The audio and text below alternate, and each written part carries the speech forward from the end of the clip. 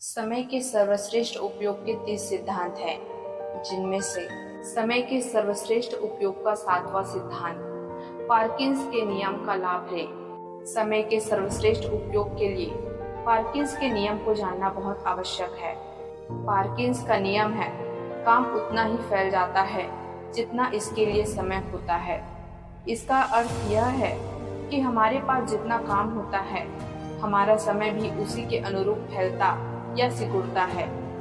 यानी अगर हम कम समय में ज्यादा काम करने की योजना बनाएंगे तो समय फैल जाएगा और वे सारे काम उसी अवधि में पूरे हो जाएंगे। दूसरी ओर अगर हम उतने ही समय में कम काम करने की योजना बनाएंगे तो समय सिकुड़ जाएगा और उतनी ही अवधि में हम कम काम कर पाएंगे। इसलिए समय के सर्वश्रेष्ठ उपयोग का 7वां सिद्धांत है, पार्किंस के नियम का लाभ लें। लक्ष्य जितना बड़ा होगा, उपलब्धि भी उतनी ही बड़ी होगी।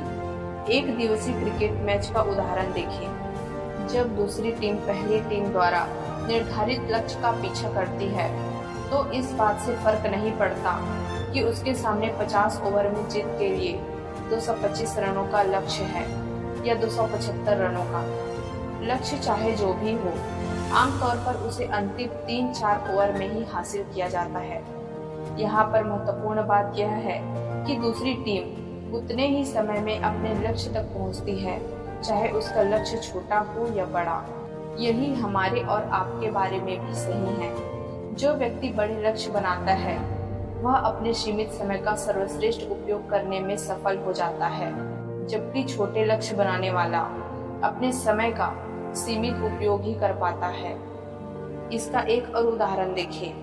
जब हम सैर सपाटा करने या लंबी छुट्टियां मनाने जाते हैं तो उससे कुछ दिन पहले हम अपने घर और ऑफिस के काम ताबड़तोड़ तरीके से निपटाने में जुट जाते हैं। उस सप्ताह में हम सामान्य से दुगुना या तिगुना काम कर लेते हैं।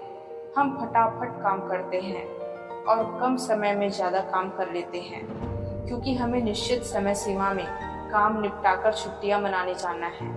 हमारे पास समय कम होता है और काम ज्यादा, लेकिन चूंकि हमारे सामने स्पष्ट लक्ष्य होता है, इसलिए हम उसे हासिल कर लेते हैं और यह पार्किंस के नियम की वजह से संभव हो पाता है।